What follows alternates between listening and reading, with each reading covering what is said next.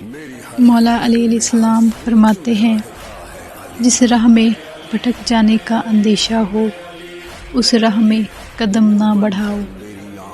جس شخص کو تمہارا دل پسند نہیں کرتا اس سے بچو۔ جس ذات کو راضی کرنے میں سکون ہے انسان اسی کو ناراض کر کے اپنی زندگیوں میں سکون چاہتا ہے۔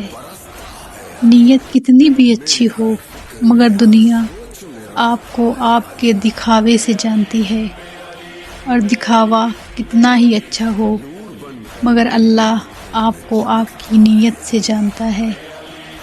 اے لوگو، جب تم جانتے ہو کہ موت تمہاری طرف آ رہی ہے اور تمہاری زندگی موت کی طرف بڑھ رہی ہے تو سنو، کبھی بھی